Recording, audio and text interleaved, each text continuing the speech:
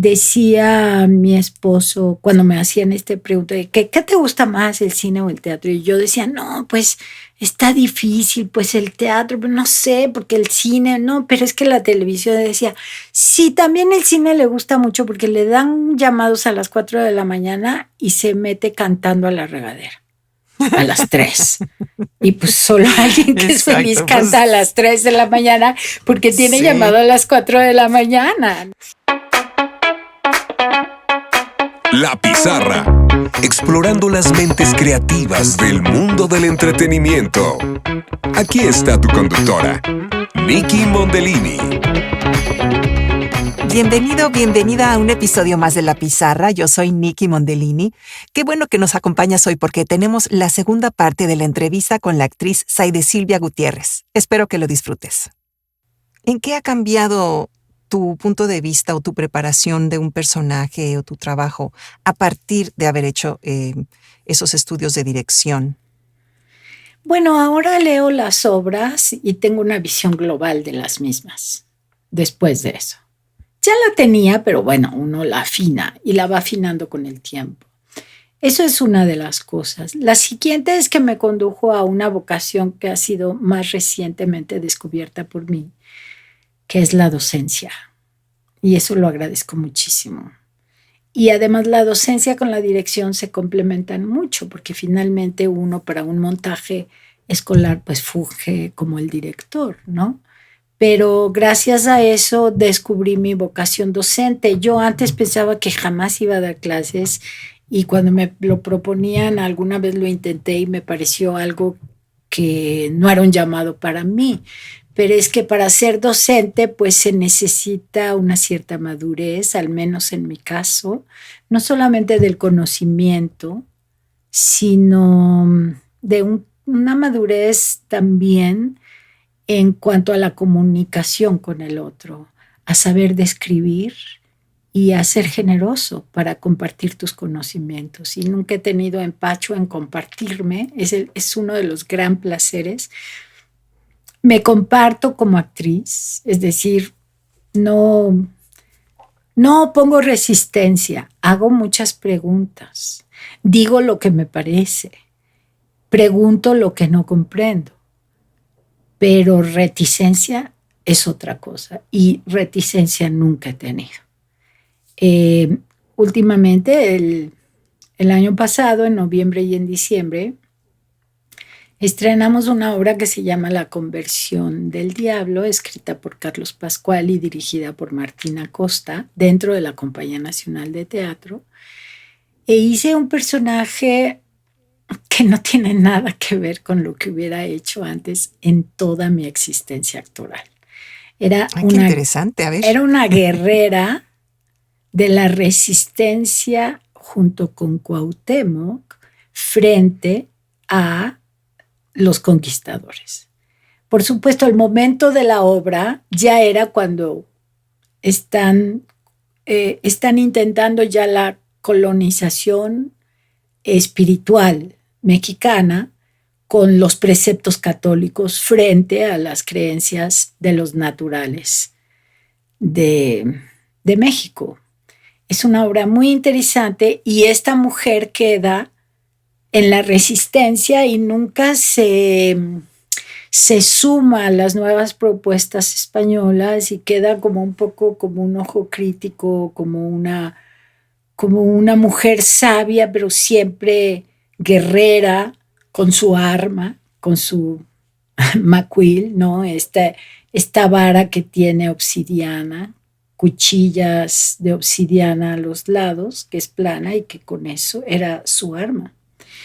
Entonces se relaciona como una guerrera, pero ya es una mujer madura y pues en esos tiempos es una mujer que representa la antigua cultura que no puede abandonarse.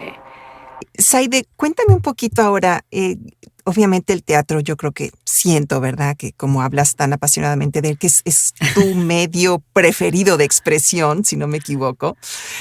Pero bueno, uno como actor, pues bueno, tenemos que desarrollarnos tanto en tele como en cine. ¿Cuál es el siguiente medio después del teatro que tiene sus retos, ¿verdad? Porque uno no puede detener la escena y volverla a empezar la escena desde el principio. No hay corte y se repite. Entonces, ¿cuál es el siguiente medio de expresión que te gusta más o que tú más disfrutas? La escena teatral es mi gran pasión porque ahí se crean los vínculos humanos en tiempo presente, presencialmente. La pantalla también crea vínculos humanos, pero se dan desde otro lugar. O sea, sin que yo esté presente, está mi imagen presente, pero a veces yo entro a la casa de alguien y me dicen, yo te conozco, ¿de dónde? Y es que me han visto en la televisión de su cuarto. Entonces sienten que yo he estado en su casa y en su vida. Y hay un vínculo humano porque me reconocen y aprecian mi trabajo, recuerdan el nombre de mi personaje y me dicen, pero ¿por qué hacías esto en esa telenovela? Pues porque ese era mi personaje. Pero sienten que yo he convivido con ellos. Pero yo no tengo el vínculo porque yo no los vi. Y en el teatro sí respiramos juntos. Aunque no nos veamos, porque a veces hay escenas en que, bueno, por lo regular el público está a oscuras y nosotros estamos iluminados. Pero por eso dije respiramos juntos. Porque nos quedamos en silencio, porque nos escuchamos, porque nos reconocemos, porque nos entendemos en el momento, en tiempo presente. La escena, a mí me gusta, yo digo que mi vocación es la actuación y cualquier territorio en donde yo pueda ejercerlo, estoy muy feliz. Decía mi esposo cuando me hacían esta pregunta de ¿qué te gusta más, el cine o el teatro? Y yo decía, no, pues está difícil, pues el teatro, pero no sé, porque el cine, no, pero es que la televisión. Decía, sí, también el cine le gusta mucho porque le dan llamados a las 4 de la mañana y se mete cantando a la regadera a las 3. Y pues solo alguien que es feliz canta a las 3 de la mañana porque tiene llamado a las 4 de la mañana, ¿no? Entonces son espacios donde yo me he podido explayar. He hecho radionovelas, incluso tengo 2 premios de radio, ¿no? Que son pues extraordinarios porque son muy pocas las ocasiones en que se dan esos premios. Y frente a un micrófono yo puedo volar también en cuanto a un territorio vocacional y profesional. Y necesita otros recursos. El radio es hice doblaje también, muchísimo doblaje. Tengo personajes icónicos de doblaje. Mira, eso no lo sabía, Saide, no estaba en tu semblanza. ¿Cómo? Es que si no, ¿cómo te digo todo eso? Happy Days, Casi Famosos. La primera película de los superhéroes. No es los superhéroes. Fíjate, fue hace tanto tiempo porque tenía yo, no sé, 17 años cuando lo hizo. Me invitó el gran maestro del doblaje, Antonio Arbizu, que en la televisión luego se conoció como el Tata. El Tata, sí. Él dobló Los Picapiedra.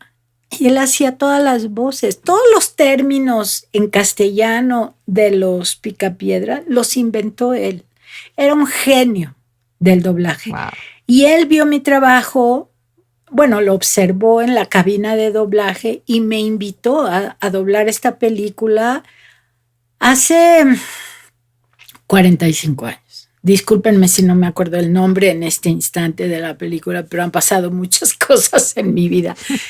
Y cada uno de esos escenarios yo lo tomo como ejercicio, como lugar en donde puedo explayarme.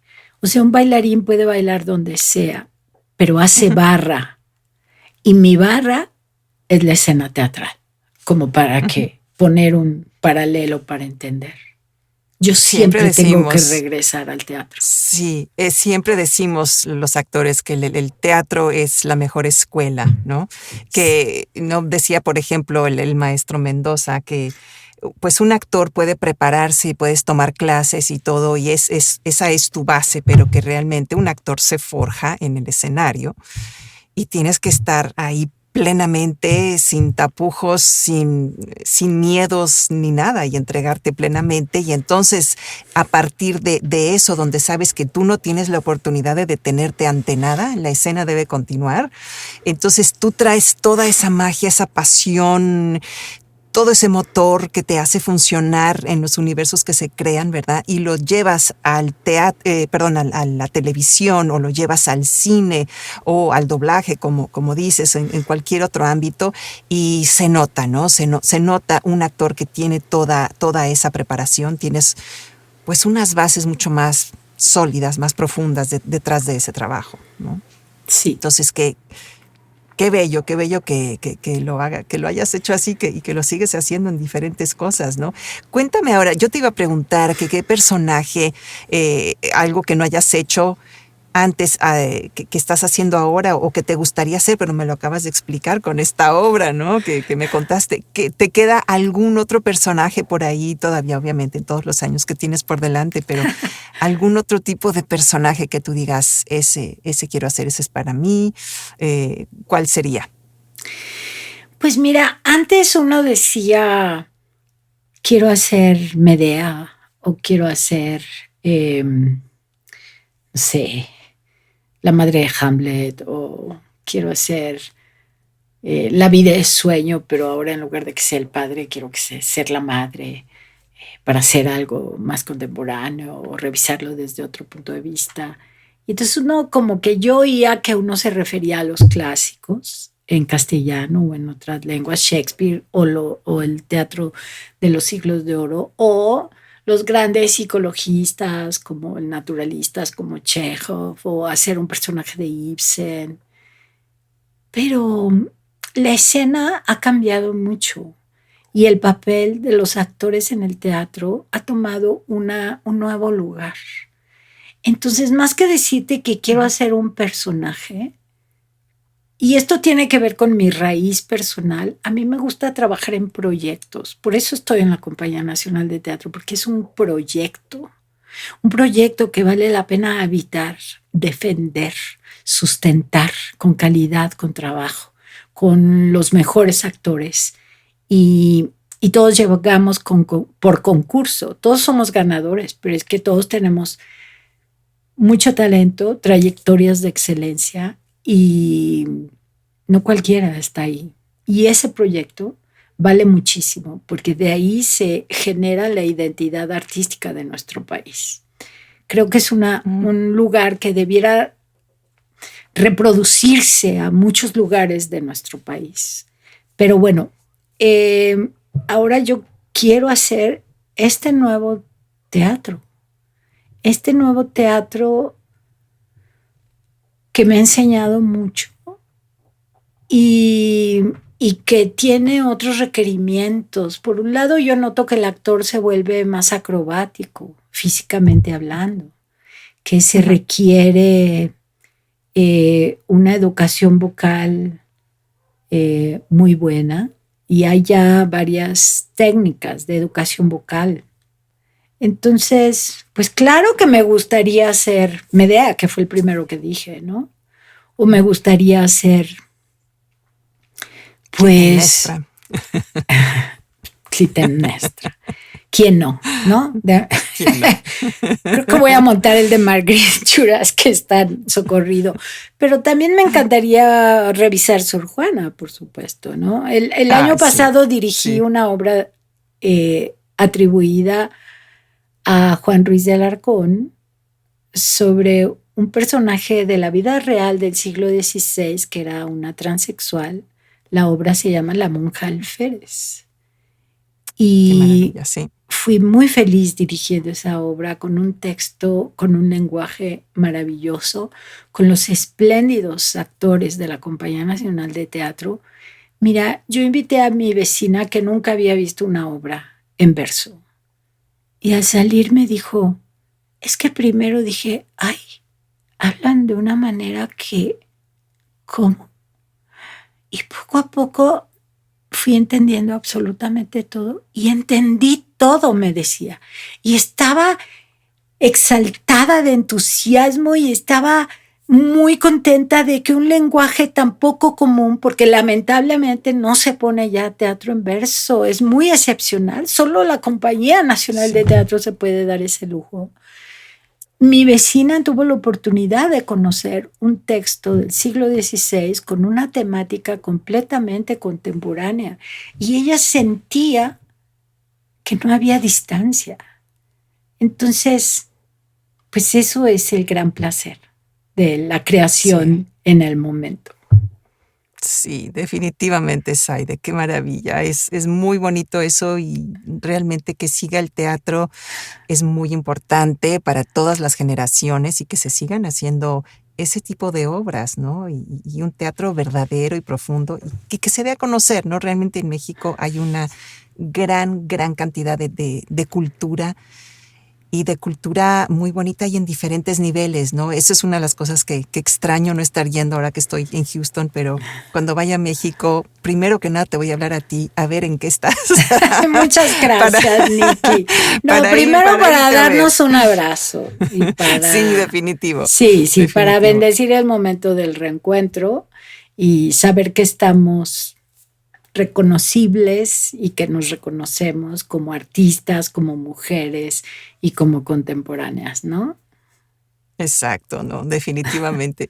Zaide, ¿qué quisieras tú que los actores jóvenes supieran o pudieran incorporar a su carrera ya como no sé, viendo que el querer tener una carrera a largo plazo, ahora que las cosas son tan diferentes, ahora que todas los castings son en video, tantas cosas diferentes, ¿tú sientes que haya algo que les falte a los actores jóvenes ahora que, bueno, que eres también maestra, ¿no?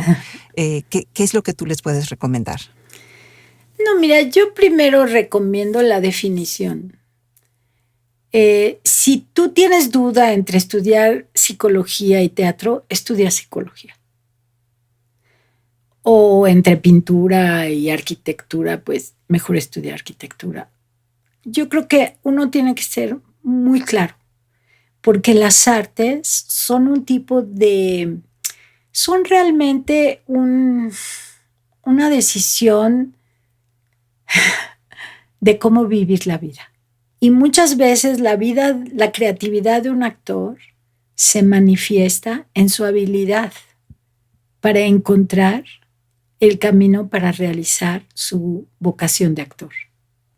Pero la terquedad del actor tiene que ver con la firmeza de su vocación. Entonces, primero la definición, la certeza. Y también yo, pues como podrás ver en mi historia de vida resumida, es que yo soy proacadémica. Pero no proacadémica en que las cosas han de hacerse así porque estas son las reglas. Todo lo contrario. Yo sencillamente estoy en pro de la profesionalización del trabajo artístico y de que los creadores sigan enterándose y sigan preparándose académicamente. Tú dirás, ay, cuando yo digo que soy maestra en mindfulness, casi lo quitan de mi historia de vida porque les parece que no tiene relación.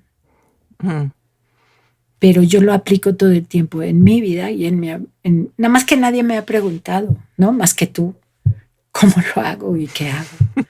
Pero hacer una revisión consciente de mi cuerpo, de mis sentidos, de qué estoy sintiendo, de mis sensaciones, de atemperar lo que traiga del mundo de afuera y resolverlo o colocarlo en un sitio para poder abordar la escena, es un ejercicio de mindfulness.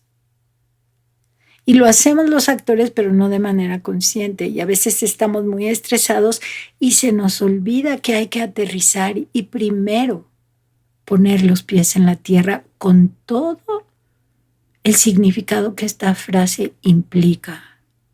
Poner los pies en la tierra. Cuando tú tengas dudas o estés inseguro o ansioso, les digo a mis alumnos, fíjense cómo están pisando el piso, porque a veces tiene uno los pies así. Y entonces lo regresa uno y pone uno los pies en la tierra y entonces encuentras tu propia dimensión.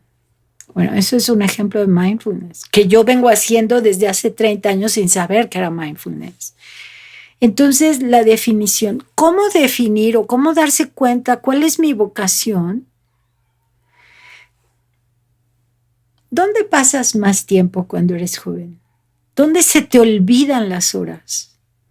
¿Dónde estás perfectamente enfocado? ¿Dónde no te parece un esfuerzo, sino un gran placer estar? Ahí se manifiesta la vocación. O sea, han venido, yo también doy algunas consultas y han venido papás a decirme, es que mi hija nada más se la pasa cantando y bailando. Y dice que quiere ser actriz de comedia musical y yo soy abogada y yo sé que el mundo de la abogacía sería muy bueno para ella. Entonces quiero que la convenza de no hacerlo. Y yo le digo, señora, yo la podría convencer a usted de no ser abogada.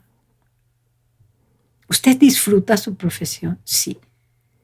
No, es que mi hija se fue a vivir a otra ciudad con tal de no estudiar leyes y entonces se fue a los cafés del centro y les dijo, déjenme cantar aquí, déjenme decir mis poemas cantados.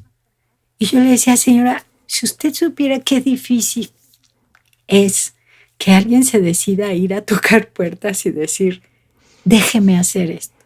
Hay una película que se llama Babette Feast, que es una película, creo que, no sé, filmada en Dinamarca, pero sí es danesa, sí, que tiene una frase, no les voy a spoiler la película, pero es una mujer que es una artista culinaria y les ofrece una gran cena a sus vecinos. Y entonces ella dice una frase maravillosa que es, lo voy a parafrasear porque no me acuerdo, no la estoy citando textualmente, pero es algo así como los artistas o los creadores solo necesitamos que nos dejen hacer lo que mejor sabemos hacer. Y eso se aplica a todas las profesiones. Entonces, cuando tú te das cuenta dónde se te va el tiempo sin darte cuenta y quieres volver, donde hasta te cuesta trabajo desprenderte porque quieres seguir ahí, pues esta es una de las mejores claves para conocer cuál es tu vocación. Entonces, descubrir tu vocación, enfocarla y, sin dudas, abordarla.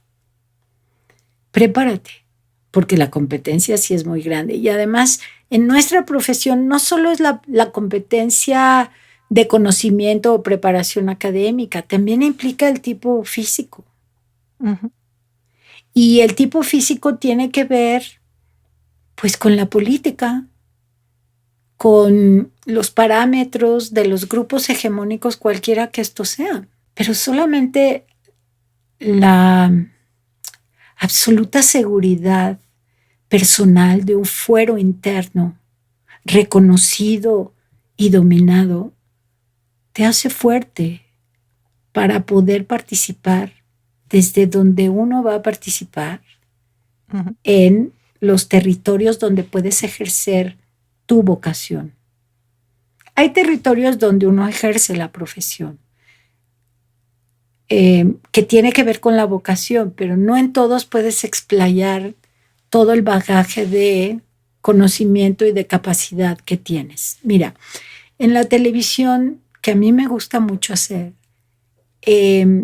con una carrera de televisión que yo agradezco, porque he tenido unas oportunidades maravillosas, también con personajes icónicos en las telenovelas, sí había un parámetro de qué tipo de personajes hacía yo o hago. Soy analfabeta, madre abandonada, tengo muchos hijos, me golpean, y entonces luego vienen y me dicen, ¿con qué se identifica? Se identifica con su personaje, y yo digo, no, nada. O sea, tengo una maestría, siempre he tenido relaciones muy longevas, respetuosas. Mi familia me quiere, ¿no? Pero sí me identifico en algo, en la dignidad humana, en vivir las situaciones desde una perspectiva de respeto a mi personaje, a que es una mujer que no es tonta, que está atrapada en circunstancias de las que es difícil salir. Y entonces procuro, no digo que siempre lo logro, interpreto personajes que no son víctimas, sino que están encerradas en una circunstancia, ya sea que no tienen los elementos para poder contrarrestar o no tienen el apoyo social para poderlos combatir. Mi visión de los personajes no es, ay, pobrecita. No, yo quiero que se vea que está pensando, que está intentando comprender por qué le pasan esas cosas. No que nada más diga, ay, es que me pegaron, ¿no? Sino interpretarlo como, ay, ¿cómo es que me pegaron? O sea, ¿cómo llegamos aquí? Que es distinta la interpretación. Es desde otro punto de vista. Pero esos puntos de vista que yo ejemplifico muy burdamente aquí y que yo procuro ejecutar, si no se tiene una cierta preparación de un punto de vista de la realidad en la que habitamos o en la que no conocemos, pues es difícil. Es difícil darle la vuelta a la interpretación si uno no se hace preguntas. Uh-huh. Y si uno no respeta cabalmente a sus personajes. Otra de las cosas es que la preparación a mí me ayuda a poder describir la realidad con mucho detalle. Uh-huh. Yo, profesional y personalmente, muy conscientemente no utilizo palabras burdas, a menos que efectivamente quiera usarlas. Pero si todo es padrísimo y todo es horrible, son como brochas gordas para describir la realidad. En cambio, si yo procuro utilizar todo el bagaje de vocabulario, léxico y de comprensión de mi lenguaje, de conocimiento de mi idioma, para poder describir lo que estoy tratando de decir que es padrísimo o maravilloso, ¿no? O con otros términos, por supuesto, que adrede no los digo, que sería muy fácil decirlos. Si yo en cambio digo, es que la manera en que la luz entra por la ventana y choca con el cristal de ese retrato, que refleja, y no me había dado cuenta, la imagen que está enfrente y que está atrás de mí, me hace experimentar sensaciones primero de descubrimiento, de una estética que no había planeado, y eso me provoca entusiasmo. Y así puedo decir que está padrísimo, sin decir, ¿cómo ves esto que está pasando con el reflejo? Está padrísimo. Y ya, es una brocha gorda. Uh-huh. Pero en la descripción detallada aparece la sutileza, la textura y la diferenciación. Porque también puedo voltear para acá y decir, oye, esa lámpara, ¿qué te parece? Está padrísima. Y entonces, ¿en qué se diferencia de esto que sucedió con la luz del atardecer frente a un diseño de ingeniería avanzada o innovadora o peculiar? De nada.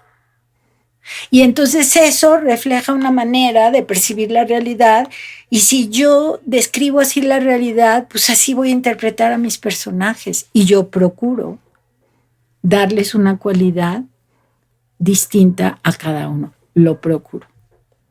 Uh-huh. Eso es bellísimo, Zaide. Es muy, muy bonito poder tener toda esa sutileza, todos esos detalles.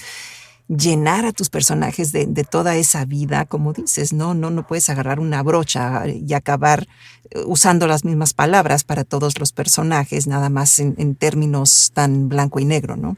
Hay muchas gamas. Se nos acaba ahora el tiempo, pero pues yo quiero agradecerte sinceramente que me hayas dado este tiempo para estar aquí en el espacio de La Pizarra y compartiéndonos tus conocimientos, tu rica experiencia, tu maravillosa trayectoria. Gracias por los consejos y pues bueno, cuando quieras, esta es tu casa. Muchísimas gracias por estar aquí. Soy yo la que debo agradecer el espacio donde me has dejado explayarme de la manera en la que soy. No en todos los espacios uno puede expresarse libremente. Yo creo que este espacio corresponde a la persona que me invitó. Me has compartido Muchas tu gracias. territorio, me has dejado habitarlo y pues no solo eso, sino que lo vas a compartir con muchas personas y de verdad te agradezco esta posibilidad de dialogar con escucha y atención. Gracias, Nikki. Gracias por acompañarnos en La Pizarra. No olvides suscribirte al boletín mensual en nikimondelini.com/La Pizarra. Sintonízate la próxima semana para un nuevo episodio.